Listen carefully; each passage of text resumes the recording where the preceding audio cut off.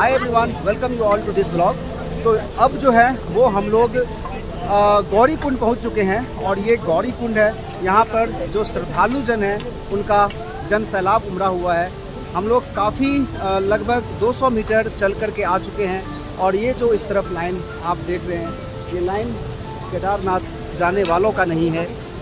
चलिए मैं आपको दिखलाता हूँ। तो जैसा कि आप देख रहे हैं गौरी कुंड है ये, और यहाँ पर लोगों का जो श्रद्धालुओं का कहिए जन सैलाब है वो उमड़ा हुआ है।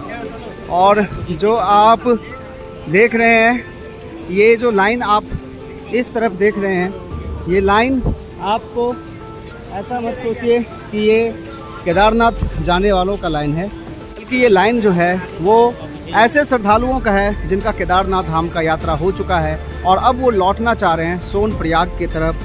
तो टैक्सी के लिए ये लाइन है। यानी कि आप सोचिए, आपको अगर टैक्सी लेनी हो और आपका यात्रा भी ख़त्म हो चुका हो और आप यहाँ से नीचे सोनप्रयाग जाना चाहते हो तो टैक्सी लेने के लिए आपको घंटों लाइन में खड़ा रहना पड़ेगा, जैसे ये लोग खड़े हैं। आपको ये भी बता दूं कि अगर आप चाहेंगे कि नहीं मैं टैक्सी नहीं लूँगा और यहाँ से निकल जाऊँगा, तो पुलिस प्रशासन आपको वो भी नहीं करने दे रही है। यानी कि आपको लाइन में लग कर ही टैक्सी स्टैंड तक जाना है और अपने बारी का इंतज़ार करना है। तो चलिए आगे भी हम लोग बने रहेंगे और देखते हैं। तो जैसा कि आप देख पा रहे हैं कि यहाँ पर जो लाइनें हैं वो जाने वालों की बहुत ही बड़ी है और सिर्फ टैक्सी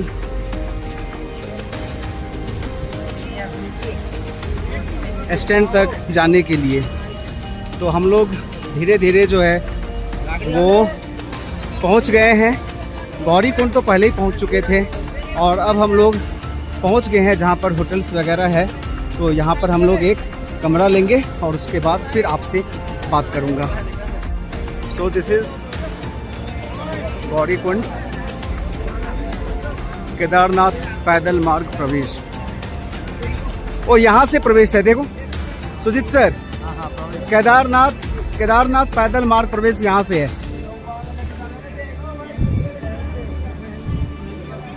काफ़ी ज़्यादा लोग हैं और अभी शाम का वक्त है।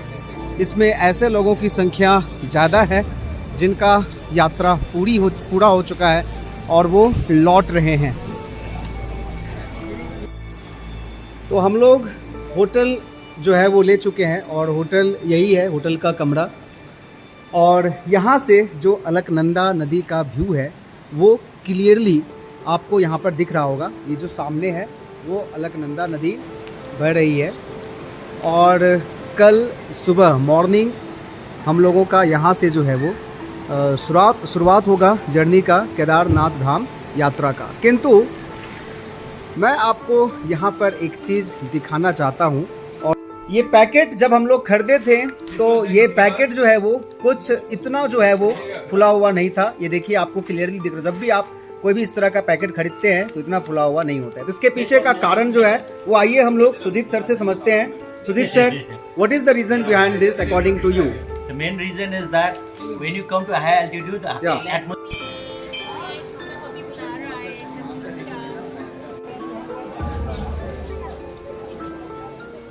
Uttarakhand today's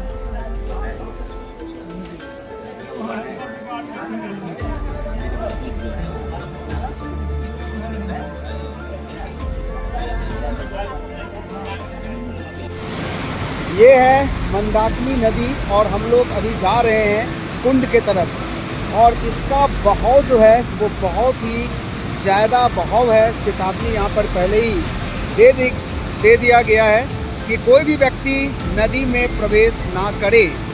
भवन सर, ये सब क्या है बोल तो? इस पर ले जाता है जिसको चाहिए, है ना, जो खुद से नहीं चल सकता है, ये उसके लिए। ये सारा पालकी यहाँ पर रखा हुआ है और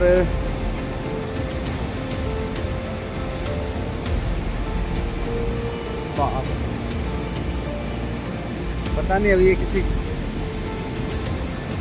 और ये अलकनंदा नदी जो अपने उफान पर है और इसका बहाव और इसकी गति के बारे में बोल पाना मुश्किल है। आप देख सकते हैं इसका बहाव और इसकी गति जो है वो कितनी ज़्यादा है, ये देखिए।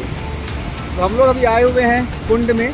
कहा जाता है कि केदार धाम की यात्रा शुरुआत करने से पहले कुंड के जल से आप पहले एक स्नान हल्का सा कर लीजिए या फिर एक सांकेतिक स्नान आप कर लीजिए, तभी आपका जो ये केदार धाम यात्रा है वो सफल माना जाता है। तो अभी हम लोग जा रहे हैं उसी कुंड में सांकेतिक स्नान के लिए। गरम कुंड में लगा रहा।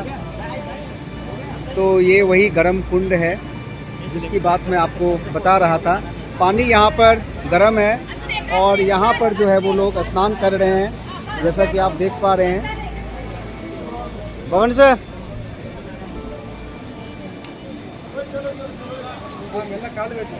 सुदीप सर, हो रहा है।